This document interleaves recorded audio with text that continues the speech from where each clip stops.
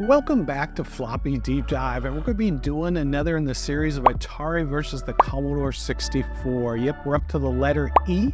If you haven't seen the past videos, A, B, C, and D, go check those out after you watch this one. But the letter E, we've got 6 games that I pulled, and we're going to be playing them side by side. And then I want to tell you my thoughts, which I think was better, the Commodore or the Atari. And then you're going to put down in the comments, what did you think was best going through all 6 of these games? So let's not delay. Let's go ahead, pull up a chair, grab a joystick, and let's get started. Boom.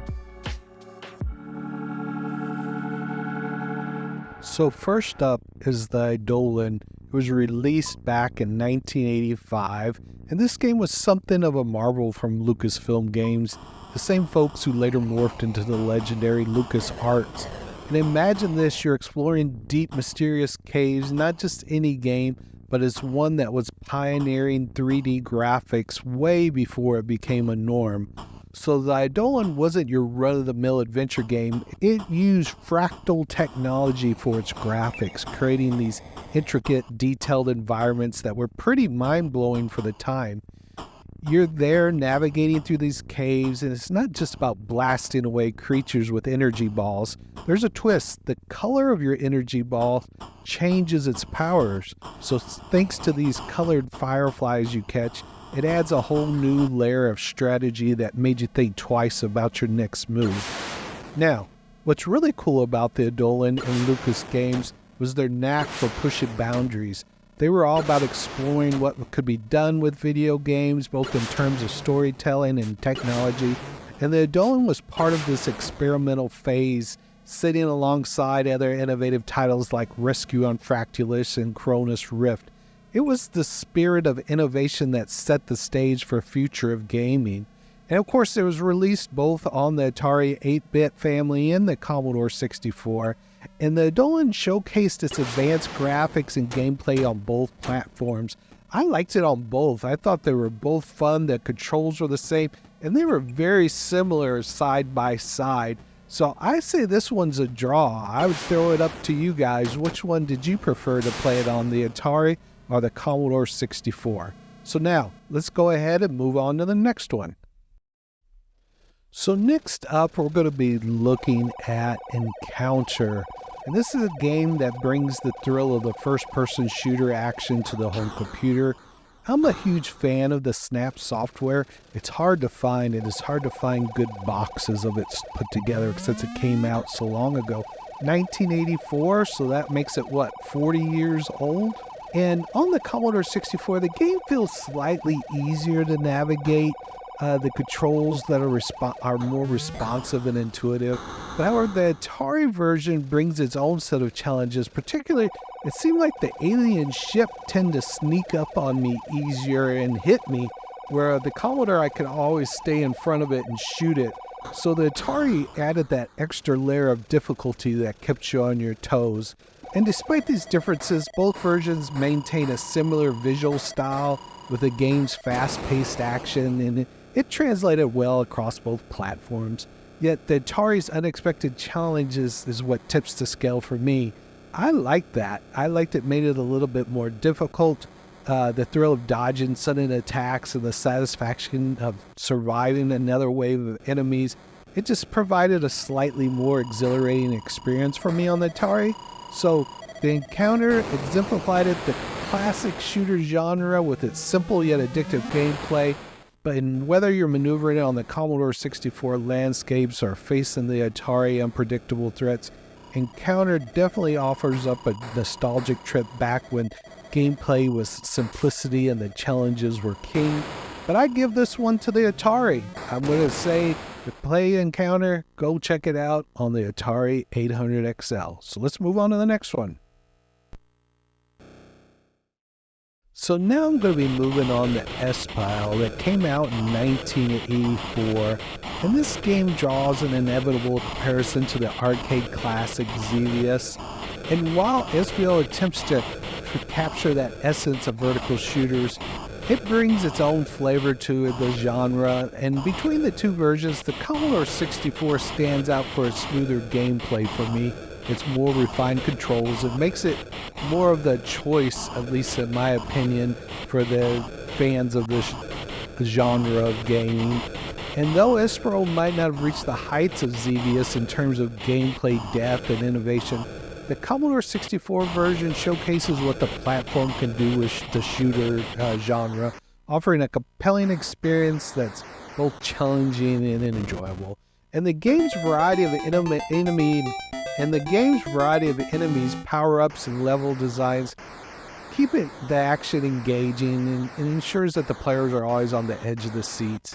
And as we compare the Atari and the Commodore 64 version, it's clear that the Commodore 64 edges out its competition with a more polished and satisfied shooter experience. So Espial on the Commodore 64 not only pays homage to the arcade inspiration, but it also stands on its own as a noteworthy entry in the vertical shooter library.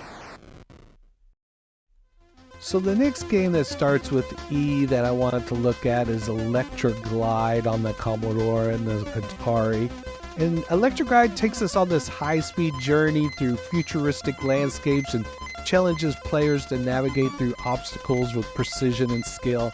And on the Commodore 64, the experience falls short, with the controls that feel disconnected and unresponsive, making it difficult to fully engage with the game's fast-paced action. But in contrast, the Atari version shines on this one. It offers controls that are both intuitive and responsive, and it allows for much more immersive and enjoyable gameplay experience. And the difference in the control quality between the two versions is stark. On the Atari, players can feel every turn and maneuver, giving them the confidence to tackle the game's challenges head-on. And this level of control precision enhances the overall experience, making Elektraglide stand out on the Atari platform. And as we compare these two side by side, it's evident that the Atari version of Elektraglide offers a superior gaming experience. The precise controls of the better player feedbacks elevates the game beyond the Commodore 64 counterpart. So showcasing the importance of a well-implemented gameplay mechanics in driving games. So that's it for Elektraglide. Let's go ahead and move on to the next one. So next up, we're going to be looking at Exploding Wall. And this is the first time I ever played this game on either of the system. And this is just like the classic, paddle and ball, breaking the bricks that's been around forever since Breakout, right? But this is just another version. I like how it kind of scrolls back and forth. You don't see the whole wall. That was a nice little touch. But let's look at the two systems and see what I thought was different or better.